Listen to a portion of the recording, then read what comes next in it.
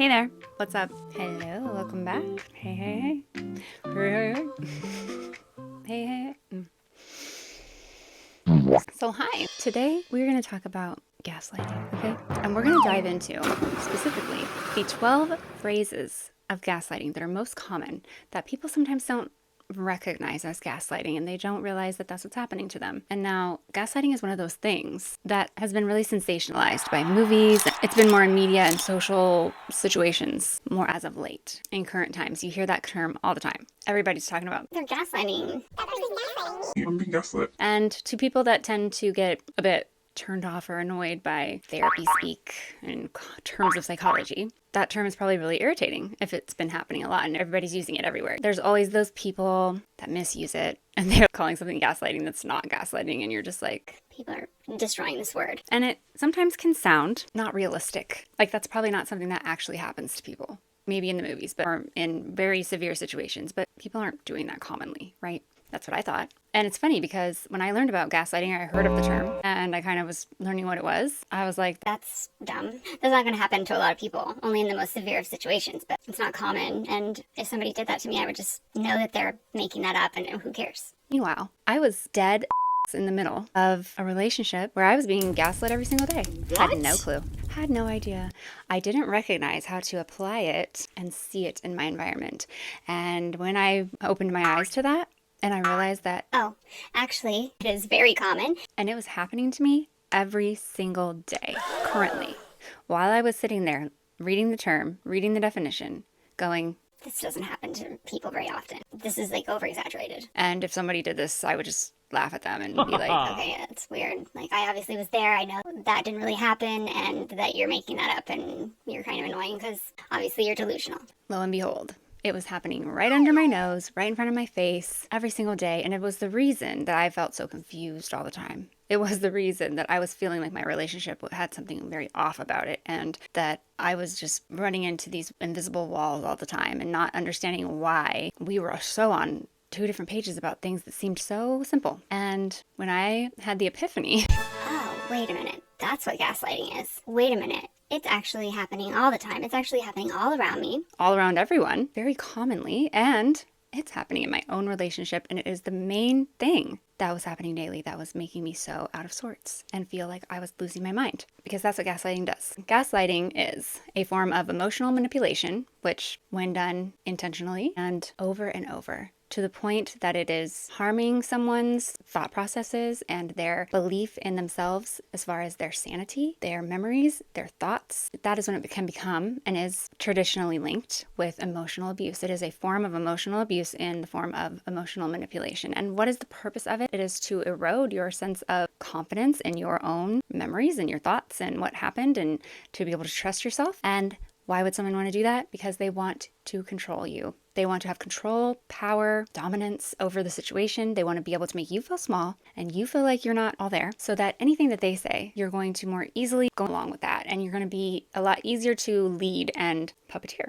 Now, who are the people that do this? We know narcissists, narcissistic people that exhibit those types of behaviors. Maybe they're not diagnosed narcissists, but they could just exhibit a lot of manipulative types of behaviors. And the other things that are in the DSM for narcissism, they might be very entitled, very arrogant, very jealous, and they might need a lot of external validation. Everything might always be all about them. They might be very exploitative without any concern for how that's harming somebody for personal gain for themselves. So those types of behaviors.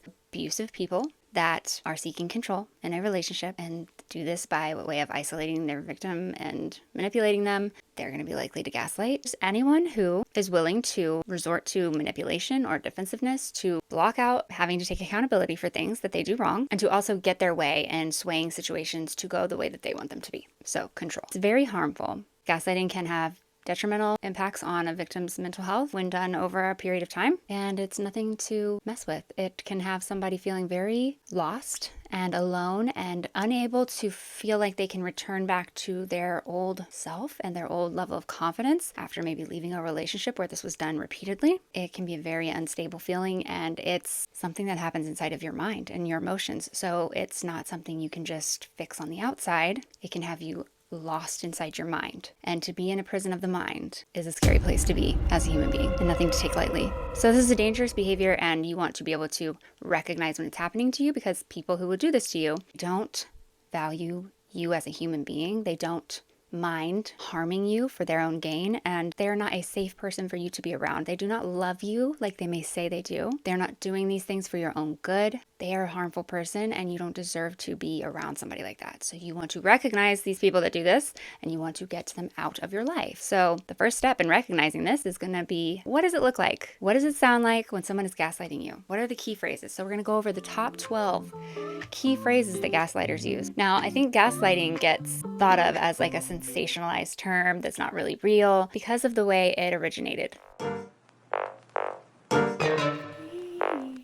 You wish upon a star, makes no difference who you are when you wish upon a star. Dreams will come true.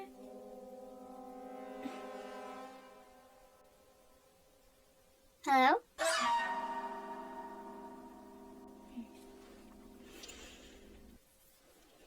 There's my girl.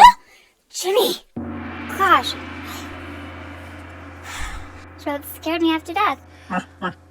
I was just trying to touch my makeup up, and I feel like the lights are getting darker in here. What are you talking about? Do we need to put some more gas in the light thing? Pelicans. That's because earlier it was the morning, and now it is the afternoon. No. I've been in this room all morning. It was much brighter. The sun is going down. I know. I think you need to lie down. You know how you get. I know, Jimmy. But, Darling, remember what happened last time? no, it happened before You my don't want eyes. that to happen again, right? If you are feeling like you need to go to the hospital, just let me know. I'm here for you, my love. Yeah, whatever you need. I'm your guy. Jimmy. Are you feeling okay? J- Schnookums?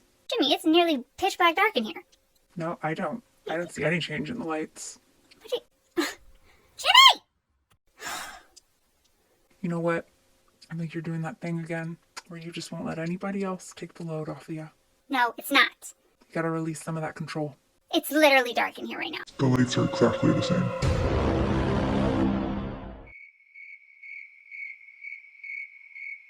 Alright, take me to the asylum. That's for the best. I think you need to go lay down.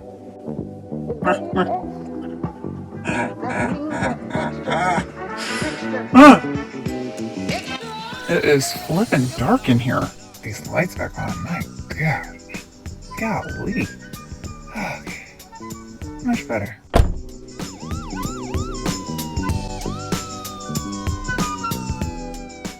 So gaslighting, the term, came from a movie that was from the 1940s era, and it was called Gaslight, and that is what the skit was about. It was supposed to be kind of reenacting what happened in that movie. So the premise of the movie is this, what is he? He's like a career criminal, and he's after these rubies or diamonds or something that this wealthy family has, and this wealthy family has lost its matriarch, and the woman who is going to be inheriting the house where this big monetary gain is hiding, this career criminal poses as someone falling in love with her and wins her over and marries her.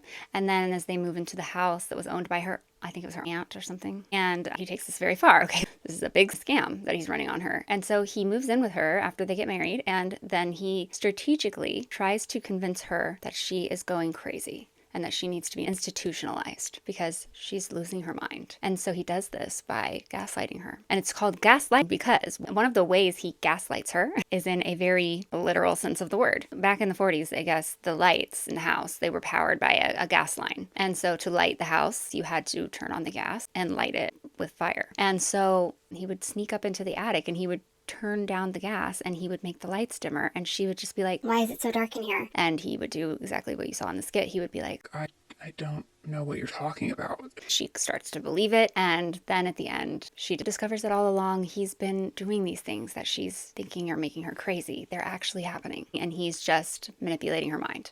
Now, is it always in this form of this huge scheme to find rubies in a big marriage scandal? No, no, no. It happens on everyday life in very small situations, but it's still devastatingly harmful, even in its smallest form. And that's what people who haven't been in that situation before, you would want to know so that you do not get taken by surprise for this behavior. So you want to recognize what it sounds like. And it can be as small as just saying that something didn't get said that way. That's not what I said. That's not what I meant. I'm sure almost everyone can think of a time where somebody was telling you something happened a way that you know it didn't happen. You're just like, I remember.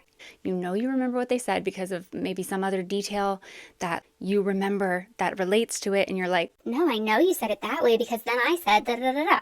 you just know you're right. You know it. But there's no way to prove it because we don't have access to our memories like that, to where we can have definitive proof about who's wrong or right. There's probably plenty of situations where both people are essentially telling the truth to their own knowledge. Situations where people are recalling memories incorrectly. It's natural that you might think it happened one way and it maybe didn't. Maybe you're remembering wrong.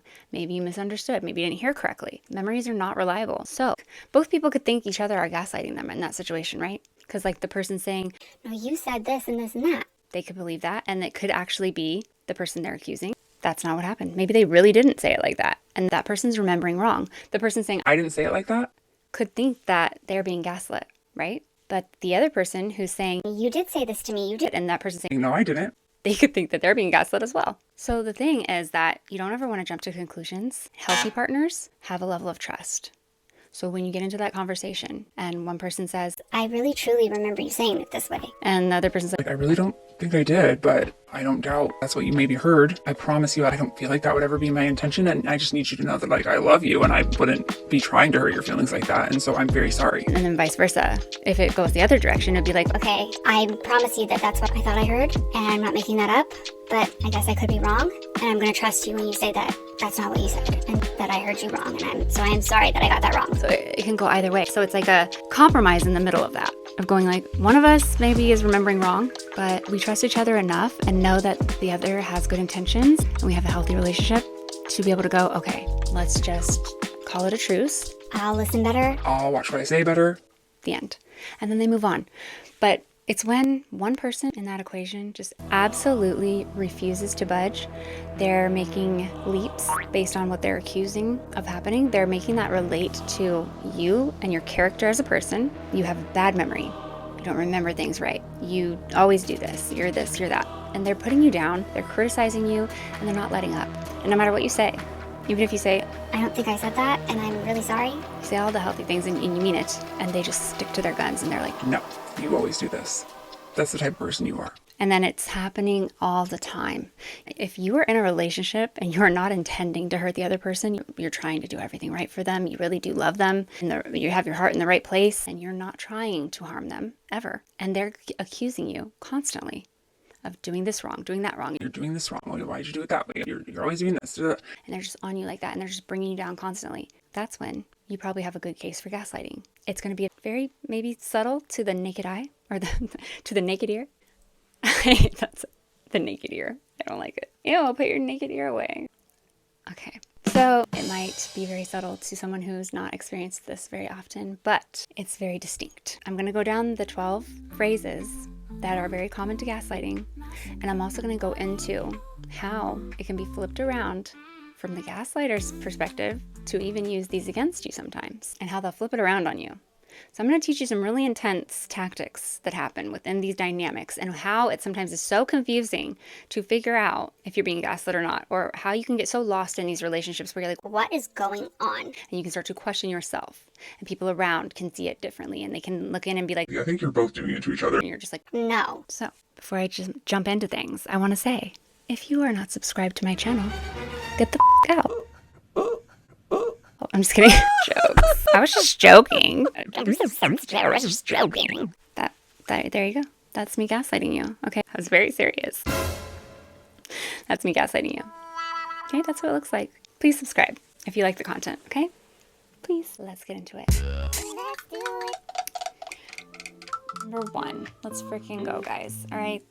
This one is, if you're lucky, I'll forgive you. Or it could be something like, if I can find a way to overlook all the things you did and said, all that those bad things that you did, maybe we could still move forward if I can find it in my heart to do that. Or they might say sometimes, you're so lucky to be with me. You're so lucky I put up with you. Something about being lucky.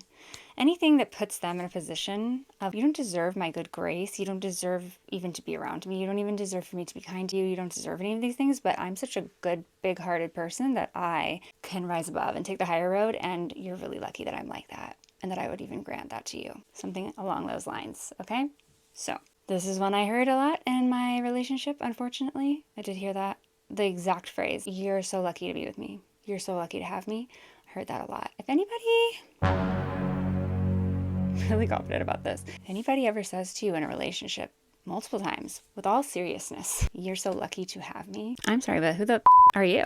Like, mind you, that might be true. Like, you might be great. That might be a great person. That person might be very lucky to have them. But if you're in a relationship with someone that you think is just lucky to have you, and you don't see how you're also lucky to have that person just as much or more, you shouldn't be in that relationship. You should not be in that relationship, because that's not a reciprocal give-take relationship, okay? And also, anybody who would only be able to see the ways that they stand out and the ways that they're amazing and the ways that they're a joy to be around and they're the prize and all of that. Anyone that has such a self-absorbed way of looking at things that they can't see the things that are also being given to them and the reasons that they're lucky is a very self-absorbed person and very shallow. They're likely not looking too far beyond anything that has anything more to do with than just themselves. They still think that the world kind of revolves around them. The things that they do seem monumental. They seem like the world stopped because they picked up a dish that wasn't theirs. You could clean the entire kitchen, and they brought a dish into the kitchen that wasn't theirs, and they have just done something amazing for you. They do not even clock that you cleaned the whole kitchen, and they will tell you that you do nothing for them and that you're not appreciative because they brought your dish in and you didn't even barely say thank you. You said thank you one time. You should have been knowing how lucky you were that they would do something like that for you. I am not exaggerating. It's mind-blowing when you find out that you're with someone like that, and then you're trying to defend yourself and be like, Well, I do this and this and that. and then they're just like, why are you rubbing in your face all the things that you do? I do that. I've done that before. And stuff like that. And you're just like, I'm not rubbing it in your face. You just attacked me and told me I don't do anything. So I am now providing you examples of the things I do. But then they'll just spin it another way. They just keep spinning it. Nothing, no matter what you say, they are dead set on that they are the greatest thing ever offered to the planet. They're so obsessed with themselves. That's that self-importance. You're so lucky to be with me. Most partners, what you'll hear a lot in relationships is you'll hear somebody telling you very genuinely, I'm so lucky to have you. okay? That's when you know you're in the right place, when your partner says to you, I'm so lucky to have you. And then hopefully you don't respond with, Yeah, I know. but if someone's constantly telling you, You're so lucky to have me. Okay, bro, maybe I don't want to be so lucky anymore. Have a nice day. chances are you're probably not very lucky to have them, okay? You'll hear this when they were rude to you, they were treating you bad, they were behaving badly, and then you warrantedly got upset in reaction to that. And now the two of you are not talking. And then they might come to you and offer some type of like baiting to get you to apologize to them, to get you to admit that you were wrong. It's just a really arrogant and slimy tactic for getting out of something that they have done wrong. And they're now suffering the consequences of it as well, because they probably thought you were going to be taking the accountability, that you were going to be begging at their feet. And if you're not, then they're like, I'm somebody they should be chasing after. they thought you're going to be so upset that they're not talking to you. And since you're taking a while, they got to like get the ball moving, and they got to convince you that you should be chasing after them, that you should be really wishing that you could get back in their good graces. In the beginning, something that he had said to me a lot was, You're so lucky to have me. You're so lucky that somebody like me would want to move in with someone who is a single mom. Hello? Would want to live with a child, and who would do this for you. Not a lot of men are going to be rushing to do that. the first few times he said it, I laughed, because when I met him, he had such a sarcastic humor. I was very attracted to that because I have a little bit of a dry humor, sarcastic humor. So when I saw him doing that, that's what I thought he was doing too. I thought it was hilarious. I loved it. It felt like it meshed well. It was a good fit. So he would have me laughing all the time. I wasn't a super sensitive person. I didn't read insults into things that weren't insults. So I was more prone to assume that someone's probably joking and I'm not going to take it to heart. And so I didn't mind a little bit of a roast when it was lighthearted. And it wasn't aimed at like my deepest traumas or like trying to cut me down on purpose. That was fine. I liked making fun of myself. I enjoyed very lighthearted, playful banter a lot. So I was a fun person to joke with when he starts saying things like, You're so lucky to have me. You're so lucky to be with me. I would crack up. I would just start laughing. I'd be like, Shut up, I know. and I would say things like that. Like, I would just think he was just like being funny and dry and humorous. Okay. But it was then when more of the behavior entered the picture and I saw other signs that, okay, he might seriously feel that way. And he might be saying that to me to be very demeaning. And he was. Spoiler alert. There was one time that really turned the corner for me where he said it to me and I said, I know I am. I am lucky to have you. You're great. I love you. and then I asked the question that broke it all wide open. I said, But aren't you lucky to have me too? and he said, without a smirk, without a hint of a giggle, not a joke, not a jovial tone in sight, he said, What do I have to feel lucky about, Alyssa? that goes down in history as one of the most hurtful comments anyone's ever made to me that I love. And it really was the first time I kind of had my eyes opened to maybe this person doesn't see me in the light that they once portrayed that they did. Maybe this person doesn't think as highly of me as they once made me feel and said that they did in the beginning. Maybe this person actually thinks they're a lot better than me and looks down upon me. And now, I'm not going to claim that I could never make a mistake. I make lots of mistakes. But I'm very confident that the one and only thing that changed in this relationship that led to me being any different towards him was his crappy, arrogant, rude, holier than thou, superior treatment of me that wore on me over time. And I began standing up for myself eventually. And that is the only thing that changed. So if this man began to look down upon me, it was not because I was slacking. It was not because I was just not doing enough for him. It was not because I'm not a good enough woman. You know that very confidently now. But no matter what, that's the thing about gaslighting is that even if you're the most confident person in the world, the way the subconscious mind works is by repetition and emotion. So if someone that you value and that you think loves you and that you love has that position, they are in there like swimwear. They're in your heart, okay? They have your vulnerability in their hands. And so when you're in that position and they use that position to say things to you that tear you down over and over and over, even if you know in your conscious mind that you are a good woman, that you are a good man, that you aren't doing those things. If you hear it over and over, your subconscious is going to start evaluating that information and thinking it might be true. And if it's said enough, it will solidify that it's true. And then you will have these weird insecurities all of a sudden that you don't even understand why you have them. And then you start doing things that you don't understand why you're doing them. Why do I have so much anxiety to go out and have this conversation with this group of people? Why am I so worried about this? And why am I so unsure of myself? I'm a cool person. I know how to talk to people. Then why am I acting like this? And it's because someone is getting into that programming and constantly barraging it with the information that you're not that great, that you're not really measuring up. What do you have to offer? You're lucky to be with somebody like me. That is inevitably going to have an effect over time. And it did. It did. It had a massive effect. It threatened to uproot my entire life. I went full throttle down a spiral. Okay? It was bad.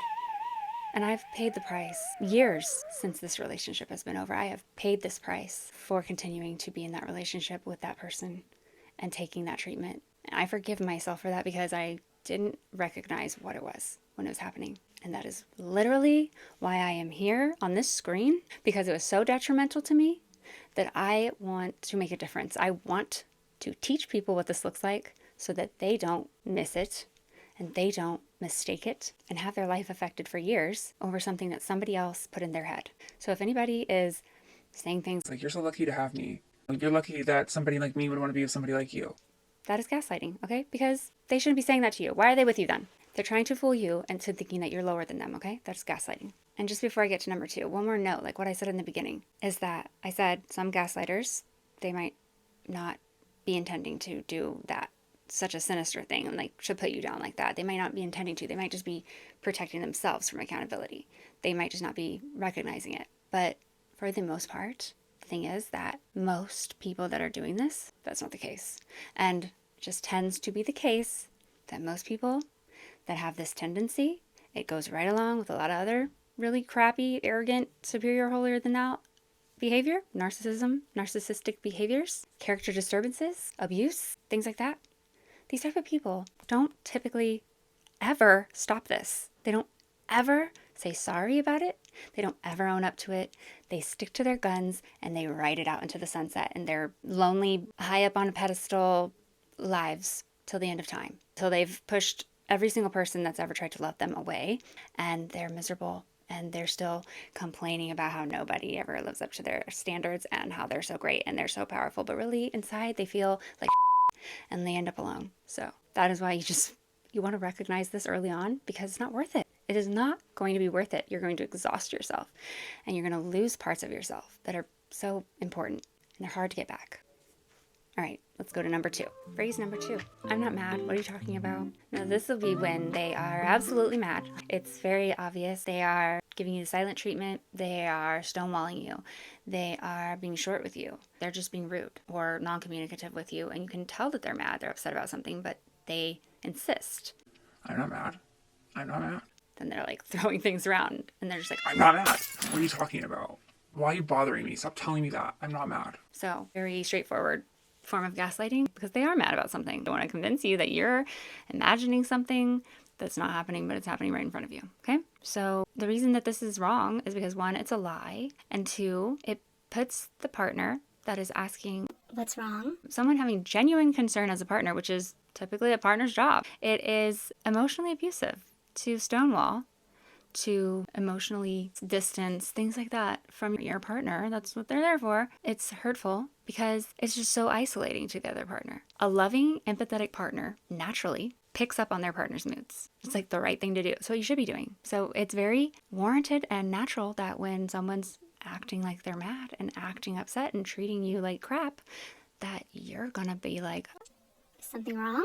so nothing up to that point is a problem, really. You know, people have emotions and a partner that cares is going to ask what's wrong. So then the problem inserts when the person who's acting like that wants to deny it and wants to put you through this circus and these mental gymnastics to bend over backwards to figure out what the heck is wrong with them while they're telling you that it's nothing when it is something. They might take it really far. They might try to make you think like you're crazy. You don't even know how to read emotions. This is how I am when I get home from work. How many times do I have to tell you that? They might say you're an overthinker. Oh, you're too focused on me. You need better things to do with your time. You're a little too focused on what I'm doing. Leave me alone. It leaves the partner in such an unsettled place because you're witnessing something that's very blatant, but you can't call it out because then you're going to get accused of being crazy, an overthinker, being too anxious, not having enough going on, and you're just going to get torn apart for simply caring about how your partner's feeling. That's very abusive, okay? So you go into the room with your partner, and there's a big, fat, stinky elephant sitting there next to them.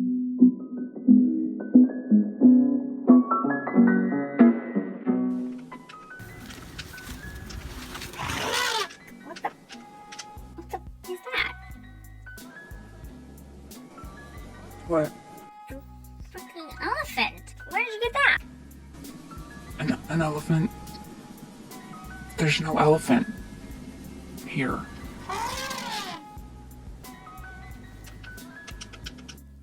For reals though. I can't even breathe. I don't know what you're talking about. Where did you get that? We need to return it. What is going on? Can you go do that somewhere else? I had a long day.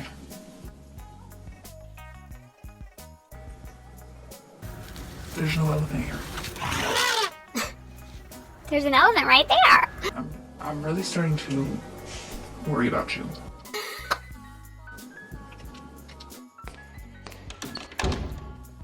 Can you even believe her?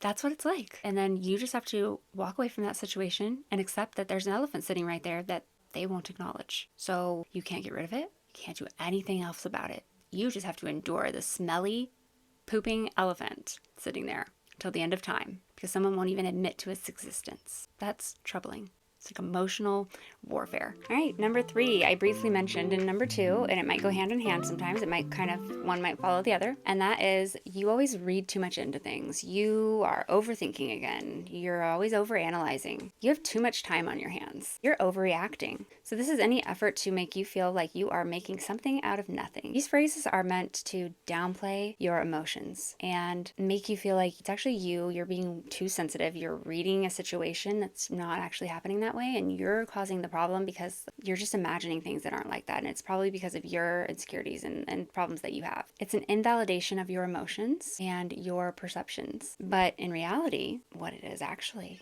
is a way to shift the focus away from the behavior that they're exhibiting and the abusive ways that they're treating you. And it's a way to help them continue to get away with treating you like crap and not having to put anything into the relationship and try to convince you that it's you that doesn't put anything into the relationship. And whenever you have a problem with the crappy way they're treating you, this is how they get out of it. They say, "You're really blowing that one out of proportion. Wow. Okay. I don't think anybody else would see it like that. You're definitely spending too much time thinking into this again. Like, you do that a lot." This is something that I'm working on, knowing when to stop this much sooner than the level I would normally take it to. When I am committed and when I love somebody and I've gotten a certain way into the relationship, I'm going to give it my all, because in the past and in this relationship, my way of feeling like I could finally walk away was that I needed to run that thing into the ground till the wheels fall off, the engine falls out, the car falls apart, and there's nothing left to give or try, that I've tried everything until I'm in shambles. And then I can say, I have to walk away because I've given everything that I have to give. And I know that this situation is outside of my control. Great. Glad I arrived at that. But here's something that I needed to consider. Maybe it's a bit alarming that I need to be in pieces and shambles and fragments all over the floor, completely broken, before I can believe that. Okay, maybe I need to get some more self-worth and self-confidence back so that I can just know that before I've done that to myself. I don't need to run myself to complete emptiness and have nothing left to give, not even to myself, before I can go, this situation is outside of my control. There's nothing I can do here that can affect this outcome because the problem lies within them. And I cannot affect it. I cannot control it. I cannot do anything that is their issue, and they want to keep it that way. And it has nothing to do with me. And it will be their issue in their next relationship, and on and on and on until they decide that they want to see that and they want to do something about it. And the likelihood is that they will not. Aww. So I can just go ahead and start getting over this and move on with my life because I don't have these issues outside of them. And you don't want to be broken and destroyed before you're able to do that. That was my problem, okay? That was where I need to do some work, and I have, and I will not do that again. I will not. I know what the red flags are now. I know what they look like, and that's why I'm here to teach them to you too. Because that is not good. You can't do that. No, that is not the way to love. It's nice that you have that passion, and it's nice that you have that perseverance. The fact that you have that in you to a certain extent will be valuable to the right person. But it is of no value to waste it on this type of a person. You're wasting it. And that part of you that makes you do that is actually really beautiful and really valuable. You're wasting it on this person that would let you waste it like that. That's horrendous. That's horrible. Can't do that. So if there's something that you find happening to you a lot, you gotta look at that. But since I know that I did this, and I did that in this situation, there was a point that it came to where I hadn't run myself out yet, right? And once so many talks didn't work, and once so many things that I learned and picked up and studied and tried to tell him, and different ways I put things and different behaviors I tried to change about myself, and I tried to turn myself inside out and upside down and backwards to figure this out with him, and nothing was getting me his approval, nothing was making it better. And at one point, I knew that the things he was saying about me were not right, and I knew that I had proof of that. And I would try to show him, and he wouldn't look. He wouldn't make the time. He would have all these excuses, and he would be too busy, and he wouldn't have the focus, and he would just deflect away, and he would do all these things, just avoiding that truth that I now know he was just avoiding because he knows that's the truth. So at one point, I started making documents. I would write things out for him to read, where I would make it as layman's terms as possible, as easy to read. I would make it in a chart form and just make it so straightforward to where anybody would look at that and be like, okay, yeah. Hello. He would accuse me of something with money. I would have receipts. I, at one point, printed out every bank statement from the entire time that we were together, and I went through meticulously and I highlighted every transaction that ever took place between the two of us to prove to him that the way he was constantly putting me down and saying that he did so much for me and spent so much money on me and I never did anything for him and that he spent all this money and I should be grateful and was not accurate. And that he was failing to recognize many things that I spent my money on, and that the difference wasn't as grand as he thought it was. And mind you, he made 3 times my income coming to me complaining about this type of when I was basically doing nearly as much as him and way more happy and genuine to do it, doing it from my heart. And he thinks I'm just so far below him. I printed bank statements, y'all. I tried to show this man. I take so many hours doing this. I was out of my mind. He was right at that point. I was insane. He was making me insane. And so I tried to show him this. I've compiled this excellent piece of information that is foolproof, because this is numbers. This is math, cold, hard data that nobody can argue with. It is definitive proof of what he is saying is not correct, what I'm saying is correct. And that all I want is for him to stop saying it. Stop criticizing me, stop putting me down, stop looking down upon me. That's all I want. I don't want to rub anything in your face. Do you know what this man did when I brought it to him? He said, You have way too much time on your hands.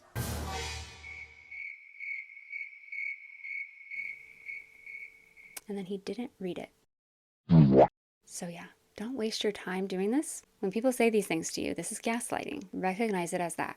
Someone tells you are overreacting, you are reading too far into something, when you are just expressing your emotions about something, or you're just asking even, and they just won't even hear it. This is gaslighting. Okay? Be sure of yourself, be confident, and do not put up with it, and do not buy into it. And don't print out your bank statements for months and highlight everything and try to give it to them. Don't do that. Okay? Now here is just a bit of advice to help you not get stuck in a never-ending crazy-making rut that has you trying to prove yourself against all odds. Okay? If you have a partner who is seeming to misunderstand you a lot, and they're saying a lot of things about you that are not what you know about your character and are not what anyone else has ever said about you, and is actually very opposite of all of your intention, and you just know definitively that is not who you're being to them, how you're acting, they're just getting it all wrong. And after you try to talk to them and you genuinely from your heart have told them that's not how it is, you've tried to discuss it calmly and in a healthy way in all the methods of communication that you know to use, and they're continuing to misunderstand you, and time has gone by and they just can never seem to dedicate any focused time to hearing you out and actually listening and trying to understand you. There is no other explanation for that than they don't want to understand you, and the fact of the matter that you need to embrace sooner than later to save yourself some extended heartbreak is that that's why it's happening. They do not want to understand you because they are misunderstanding you on purpose.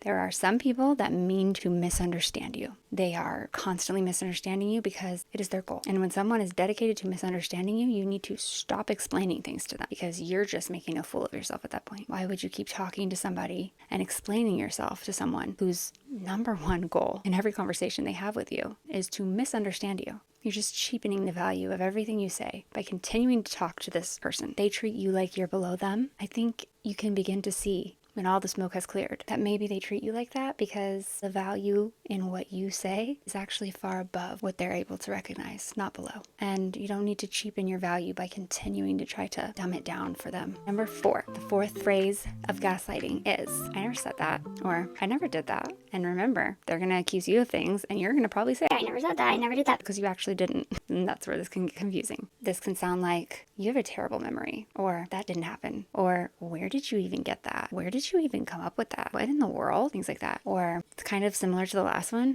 I think you're imagining things. The last one was you're overanalyzing, but like this one's just like flat out that never happened. They might say something like, no one's doing that to you. If there's someone that is teaming up against you and kind of like bringing in other people, triangulating you against other people in their lives, or trying to isolate you by getting people in their lives over to their side so that you feel alone, and then you're calling that out because you're noticing that, they might say, no one's doing that to you. And they might say, these conspiracy theories you have are really getting out of control and they're a little concerning. That's something that was said to me.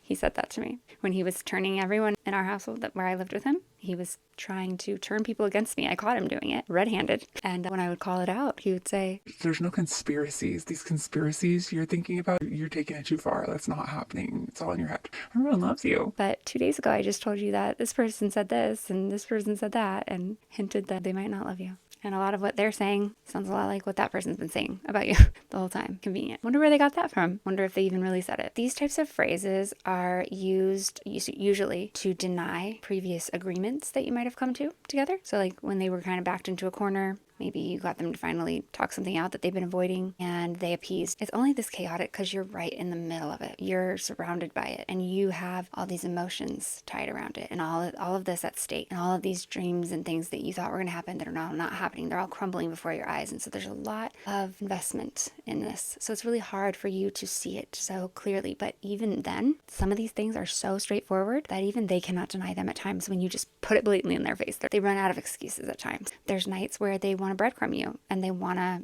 kind of have a nice night with you. So they might turn into that lovely person again. And you might in those moments come to some agreements and seem like you're working through some things. And you might have come to a compromise that made you really proud and made you think that things were moving in the right direction and things are going to be okay. And so that's when they will use this sometimes because you'll tell them, well, I thought we agreed that blah, blah, blah. and they'll be like, I never said that. I felt like this was one of the more sinister behaviors that my ex did. He would use his knowledge of my past as leverage to deny what he was doing in the present. So he would say things like, No one's doing that to you. You're not always the victim. and of course that could be taken a lot of ways, but I'm pretty confident that was said to hint at the fact that there had been abuse in my past and that I'm just reading that into this situation when it's not here, and maybe even to suggest that I make up things like this all the time. And maybe I was making that up in the past too or something. That was always the vibe I got from little comments like that. And that's what they'll do. They'll always be saying these little comments that if you try to present them with these things that they're doing, it just sounds like a bunch of little implications.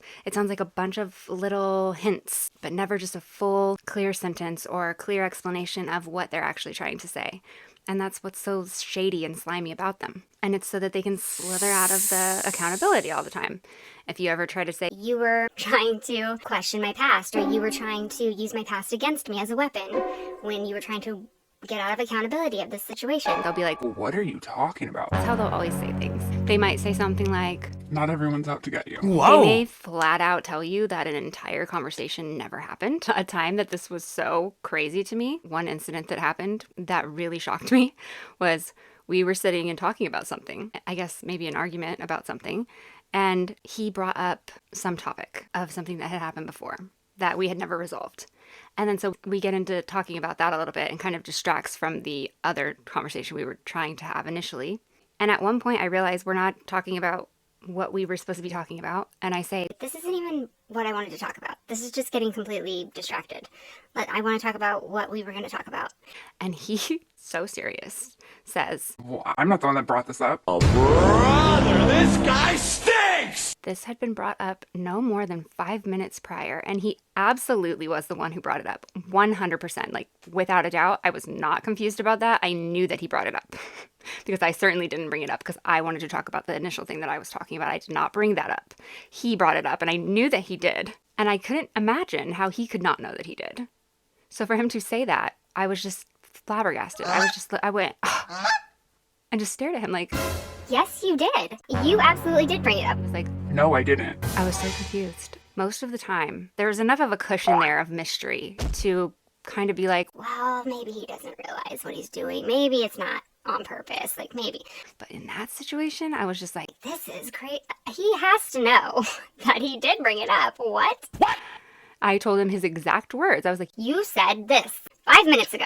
You brought it up. I know for a fact that you're incorrect about that. You definitely brought it up, and that I'm not going to accept you saying that. and he was just like, No, I didn't. this was near the end, right before we officially broke up. But it was moments like that that I was like, I can't do this. I can't do this anymore, and this is wild. I don't know if he's evil or if he's delusional, if he's forgetful. I don't know what it is, but at this point, I don't care. and it will just threaten to make you just crazy if you stay around in something like that. You cannot endure that for very long. I certainly couldn't. Phrase number 5 that gaslighters commonly say is, it's your fault, not my fault. Or, you're the problem, I'm not the problem. Or they might say something like, you do this to yourself.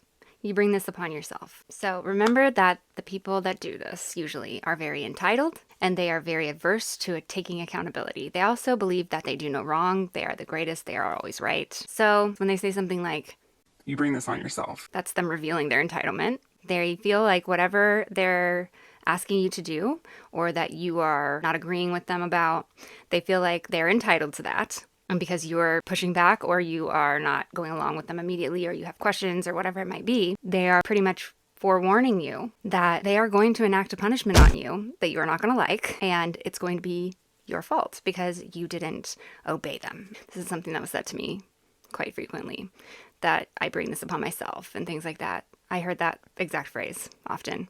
So just know that nothing is ever their fault. So their feelings are your fault. You caused them to feel this way, the way that they're feeling. If they are getting a bad feeling, remember that's because of something you did. You're making them feel that way. Also, your feelings, though, those are also your fault. You're making yourself feel that way. It's not them.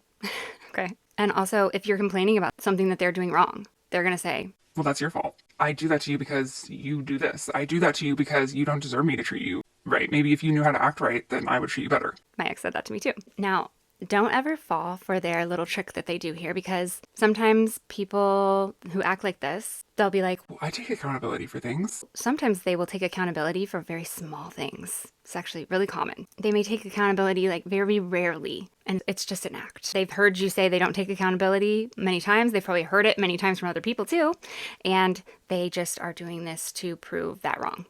So they may take accountability for very small things that they feel comfortable enough to do so with, that they know aren't a big deal. For example, I had these old candle holders that I had just repainted with some stone paint that made them look like they were made out of stone. And they were really just, I don't even know, like plastic or something. I don't know. I just painted them. Yeah, I was excited about them because they looked really cool, but it wasn't a big deal. I did art like that all the time. I did decor like that all the time. They were sitting drying, and he accidentally bumped them when he was walking by, or maybe he was moving them, and one of them fell down and kind of busted. Now, I was not mad about this at all. I could clearly see that was an accident. I'm not going to get mad about it. I wasn't even disappointed. I was like, No worries, it's okay. I think that's fine. I can fix it. I didn't care at all. But the way this man was apologizing for this for so many times, just totally like, I'm so sorry, that's my bad, I'm so sorry. Apologizing profusely over and over and over when I already said, It doesn't matter, it's fine. but to get him to apologize for anything of any substance? Never. There's one point while he was apologizing where I wanted to be like, You're on a roll. Why don't you actually apologize for some things that mean something now? Why don't you keep up that energy with something that matters? Because I don't care about these candle holders. Why don't you apologize for talking about my deepest, darkest trauma that I shared with you and saying it in front of other people? Why don't you apologize for being so cruel to me? Why don't you apologize for those things? they won't apologize for anything that matters like that, but they will take accountability for something so minuscule, so meaningless. And so watch out for that, because then they'll try to use that as an example of like, I take accountability. I apologize. I'm not a narcissist because I don't do that. whatever. It's all BS. All right, number 6 phrase that gaslighters commonly use to watch out for is, you need help. I'm really worried about you. You're starting to really worry me. Everything you say is getting really concerning. Your behavior is getting really concerning. I'm really worried. I'm very concerned. Or like, I think you need a professional. I don't think we need to go to therapy. I think you need to go to therapy. This will be when, obviously, they are actively, constantly, emotionally abusing you, terrorizing you, poking at you constantly, hoping that you're going to explode, and then they can point in and be like, Look how crazy they are. and when you start reacting like any normal person would react, or your feelings are reasonably hurt and you're sharing those with them, they will look at you like you're crazy and act like you are not behaving normally, and like that is not a normal reaction, and they're going to put on this show. And it's very easy to spot. Once you've seen somebody do this to you and you've been in this horrible twilight zone before, you know exactly what it looks like. It looks like a shady, underhanded, feigned show of concern. And it, to you, seems very sarcastic and very undermining, and that is because it is. They look at you just like how I was doing when I was imitating it. They're like, I think you need some help. I'm really starting to worry about you. Wow. I'm really concerned. This is really getting out of hand. it's all BS. So let me just tell you, they're not concerned. They're not concerned at all for you, I promise. If they were concerned about your behavior, about how you're hurting very warrantedly, then they would change their behavior. They're not concerned about you. And sometimes people can get confused here if they haven't had experience with this. They can be like, Well, I thought they really were concerned. I thought they were saying that they were concerned about me. I thought that meant that they cared. And isn't that what someone would say if you were really acting out of order or acting out of the norm, and someone who is actually concerned for your well-being might say that to you? and yes, that is. But here's how you can tell the difference, okay?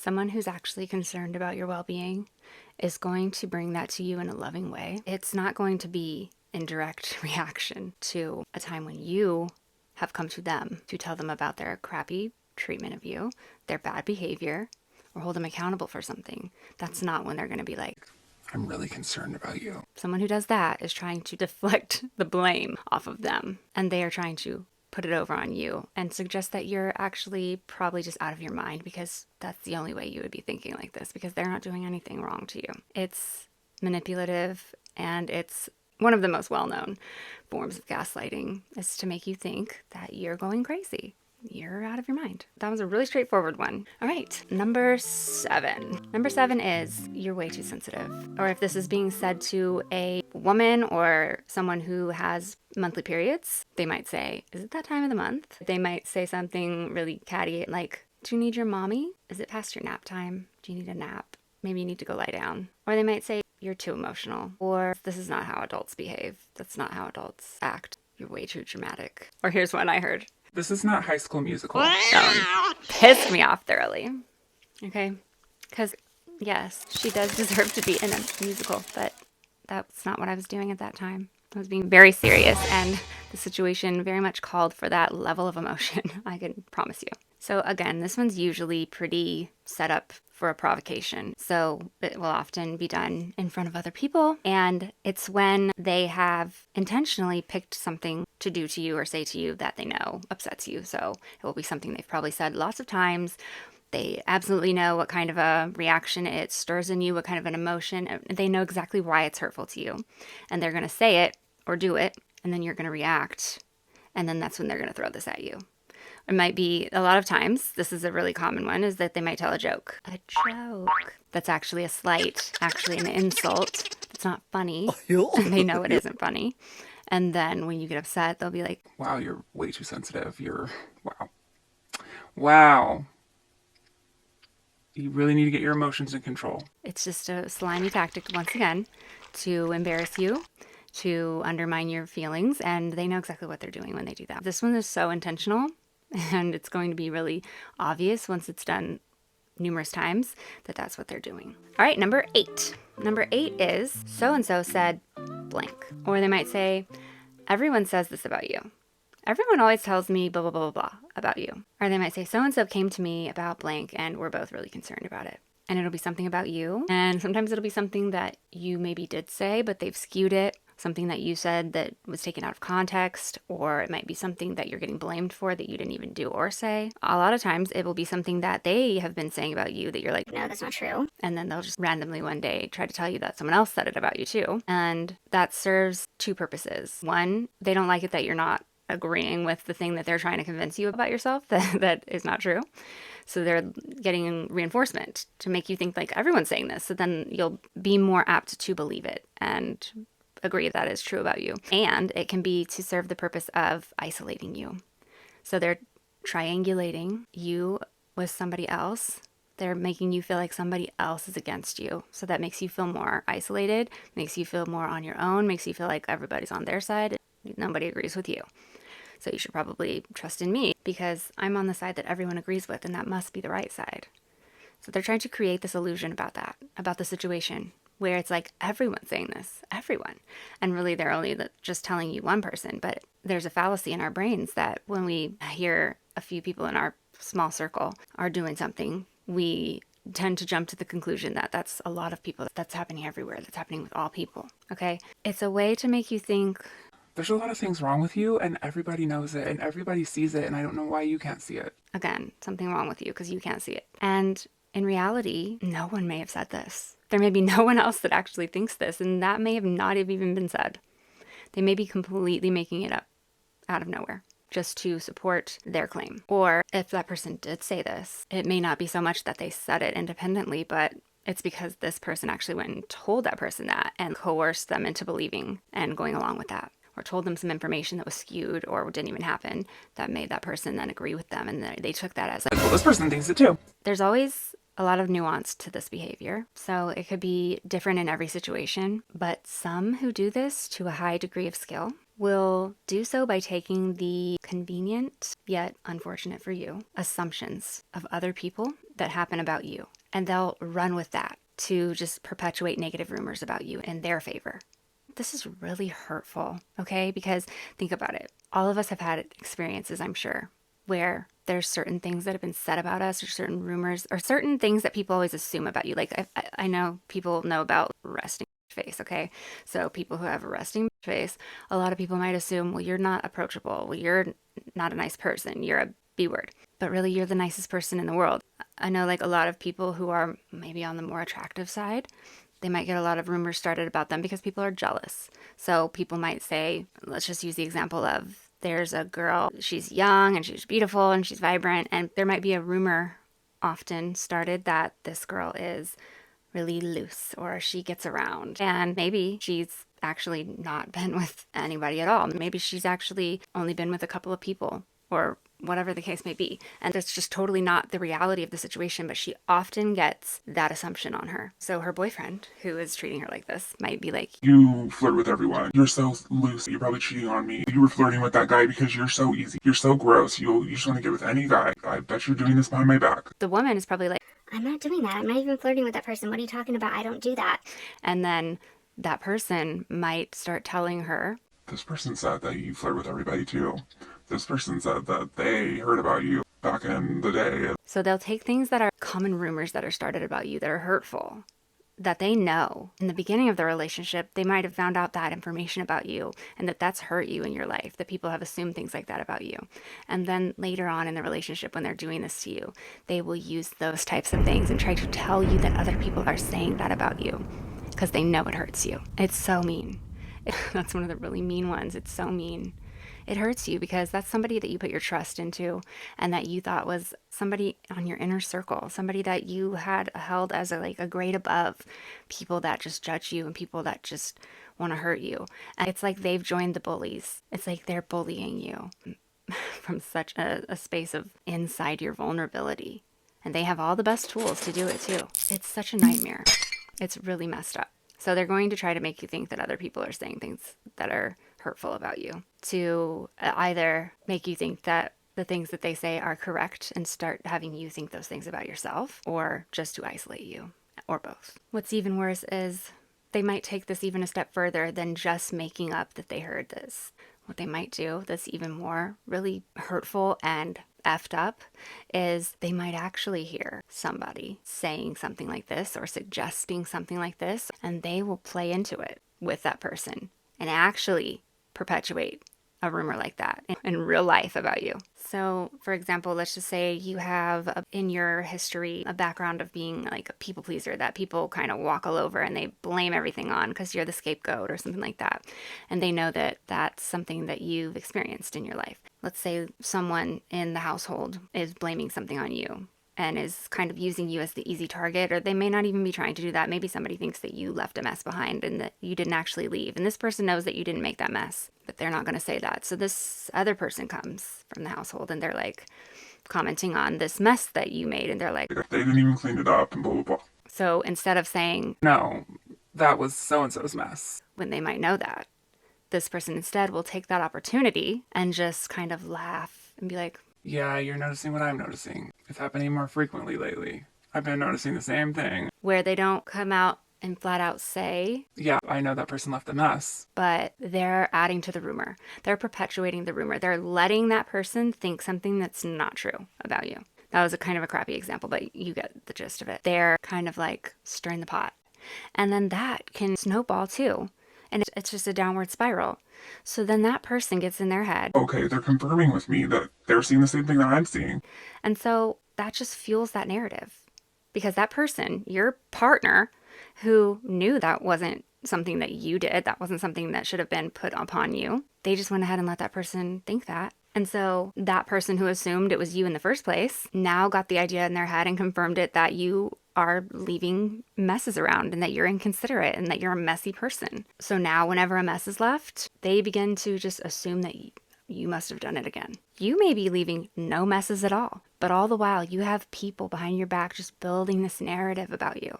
and building this idea of your character and of your habits and your persona, and also fueling this animosity towards you because this person played into that narrative. This person who's supposed to be on your side, who's supposed to be your partner, who's supposed to be your friend, fueled that narrative and has this whole story being built about you behind your back. And how can you battle something that's happening behind your back when you don't even know it's happening? So then when you're defending yourself against this person's gaslighting, who's telling you something about like, You're really inconsiderate. You don't even clean up after yourself. then they will say, Even Bob came to me and told me about how messy you are. We all see it. You just don't want to take responsibility. You just think you're perfect. and then what can make this even worse is that, again, there's nuance to this. So maybe you have left a mess for a short time, just like every other person, very infrequently, but let's say the case happens that you do leave a mess. You forget about something, you're in a rush, and you leave a mess. Heaven forbid. This person will see that, and are they going to take that and run with it? That's going to be all the proof that they need to solidify their viewpoint and to prove it. And then anytime you're like, No, I'm not. I don't just leave messes. I clean up all the time. I'm not just leaving messes. they'll be like, Remember that one time? Yeah, the other day? What do you have to say about that? and then you get flustered and you're like, Well, that's the only time that I normally clean up after myself. and then you feel this sense of like, Geez, I feel crazy right now because that did happen and maybe they are right. and it just messes with you. And it's super messed up. I hate it. All right, number 9. Number 9 is you're abusive. You're abusing me. You're gaslighting me. You're so controlling. You're not going to manipulate me. Like we said, people who gaslight, they're major projectors. They project, they accuse you of the exact things that they're doing, and they use those things and they gaslight you with them. So it's very common for someone who is being abusive to say that you're being abusive. It's very common for someone who's being controlling and manipulative and gaslighting you to say that you're being controlling and manipulative and gaslighting them. It's like the whole comeback of, No, you are, but what am I? it's like, No, you're doing it. No, you're stupid. because they're acting like a child, they can't take any accountability for anything. So when they get told about their real behavior, about what they're actually doing, their only defense mechanism sometimes is to flip it around on you and say that you're actually the one that's doing that. It's you.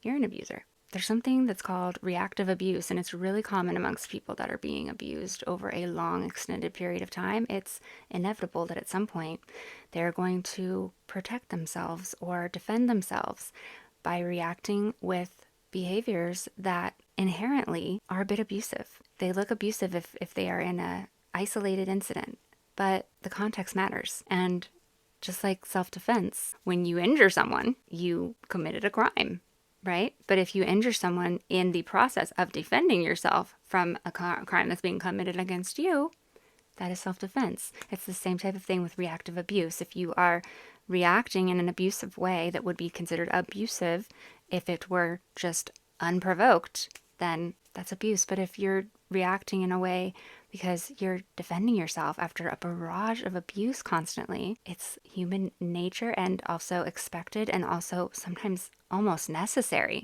that you're going to have to react in a way that is going to protect you or defend you from that type of an experience, that type of behavior.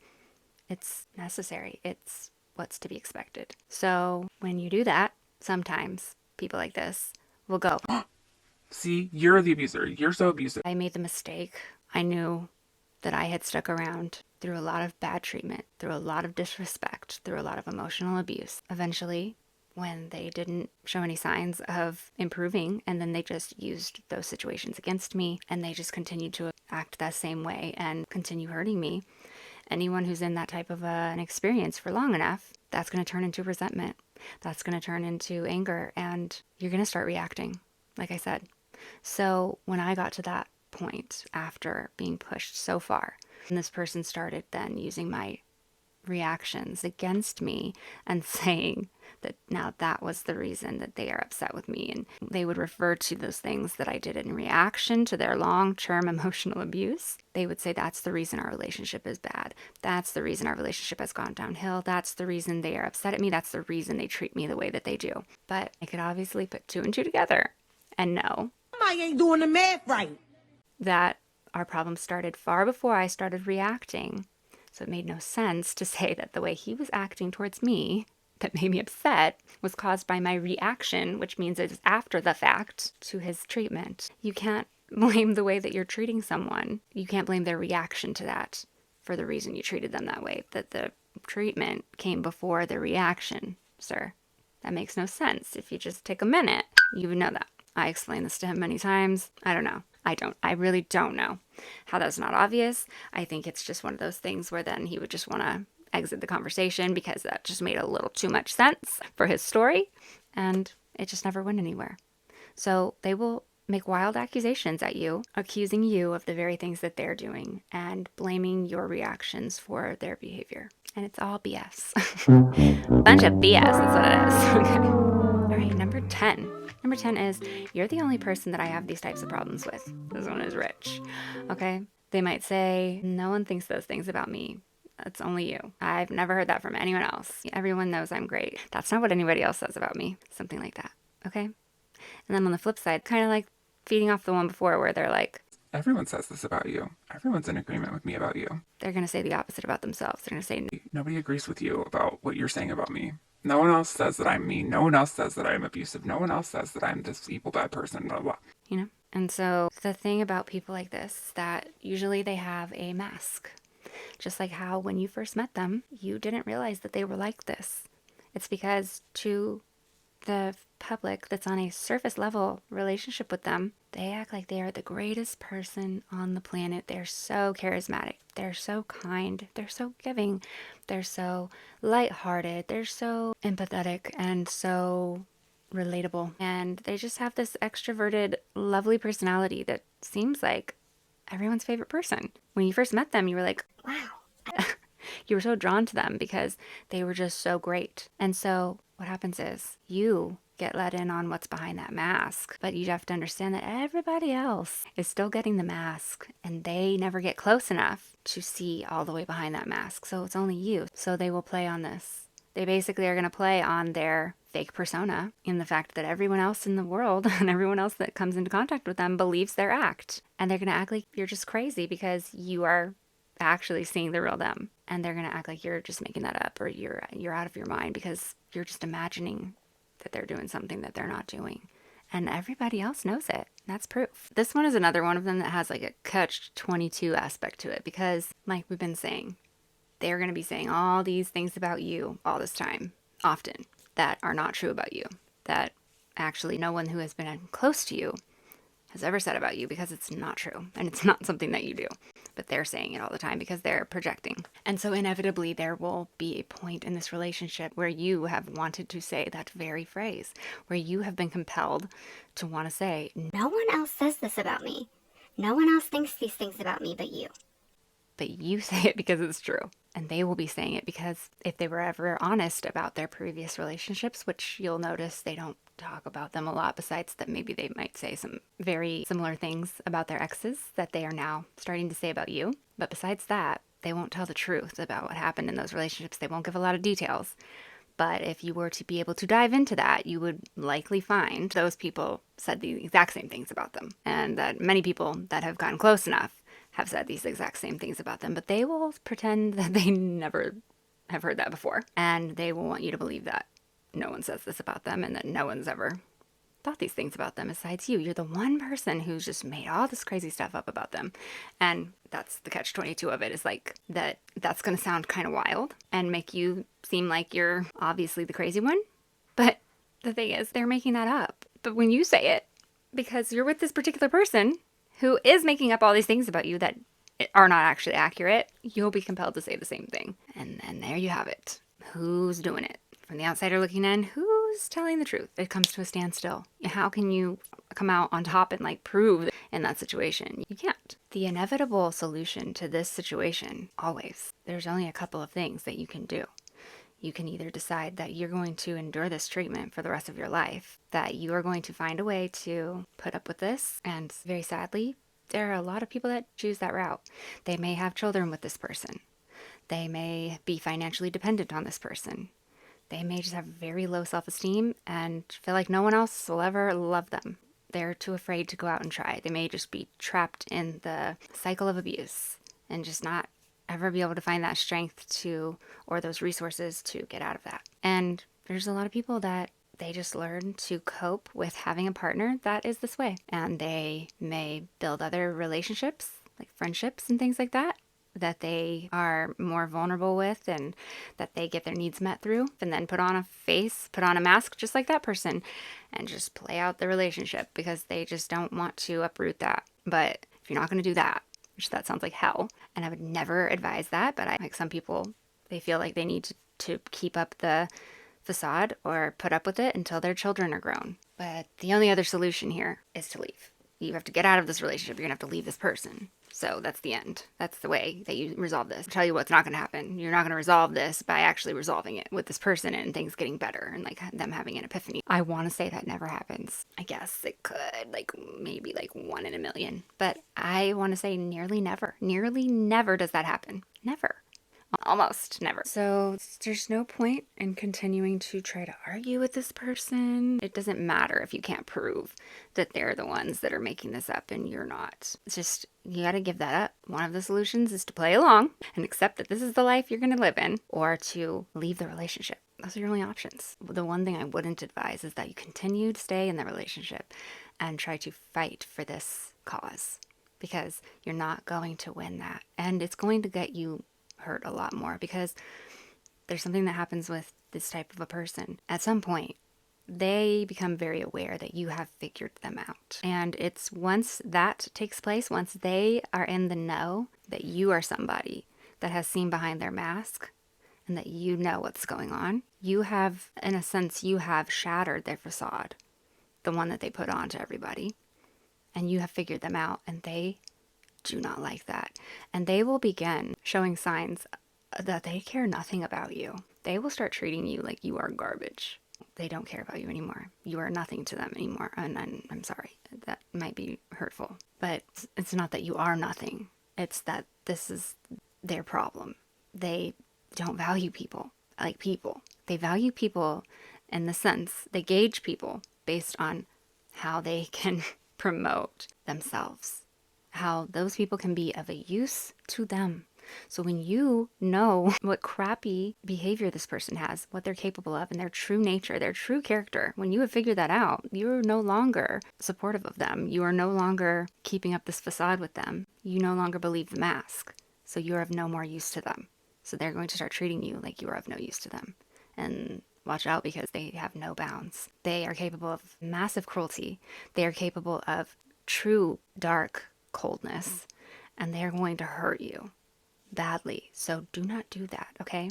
Because there was a time near the end of this relationship that I was desperate for him to see what he was doing. I didn't understand all of it all the way, and I still believed that, just like any other person, he could see the error of his ways, and he would think that was terrible. If he could see what he was doing fully and he could understand it and believe it, that he would not want to be acting like that. I thought he cared about me. I thought all these things. But I became hell-bent on the truth coming out and fighting for what was right. And I just couldn't give it up. I also allowed myself to get pushed past my limit, and I started to act out of character. I'll admit that near the end of this relationship, I lost myself completely. I became so out of sorts and so beat down. I lost control of my own reactions, and I definitely began to stop caring about hurting his feelings. And at times, I will admit wholeheartedly, at times I wanted to hurt him back. When I recognized this, that's when I more so became aware that I needed to get out of the relationship, because I was becoming somebody that I didn't want to be. And there were times where I would take delight in shattering that facade for him. When he would say things like this, when he would say, No one else thinks that about me. I would take delight in telling him, That's because you're a fraud. That's because no one else sees what I'm seeing. No one else is in this position besides the people that have been, but you don't talk about those people. I wouldn't have any qualms about it, because it was the truth. It was the truth. Even in those moments when he totally deserved that, after that had happened, the feeling that I got from getting one back at him, it didn't last. I was still very unhappy. And I knew that ultimately this was not living out the goal of my life and the love that I wanted. And I could never be happy with this relationship where we're just trying to one-up each other and get our 1-2 punch in all the time. I didn't want to live like that. And that wasn't my nature.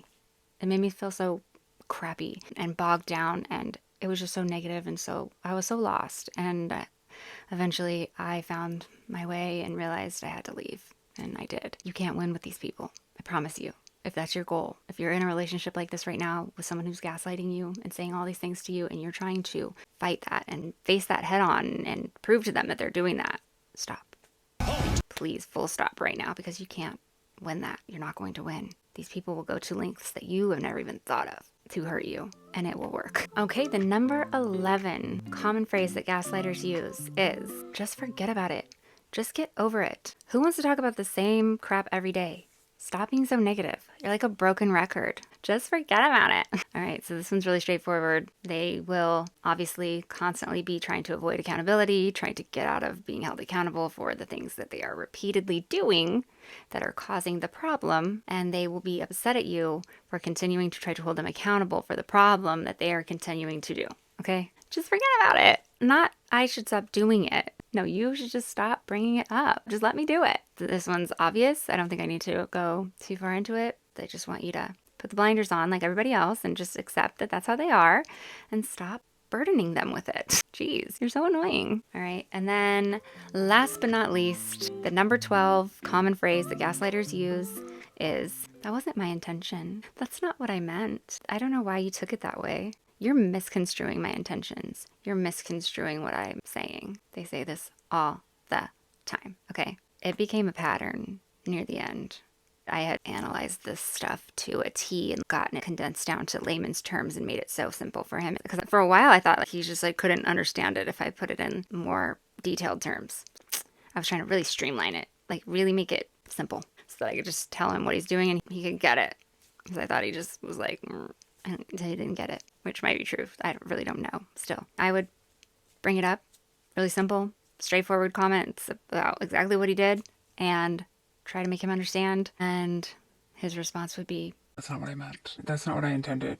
That's not how I am. That wasn't what I was trying to do. or, I wasn't trying to hurt you.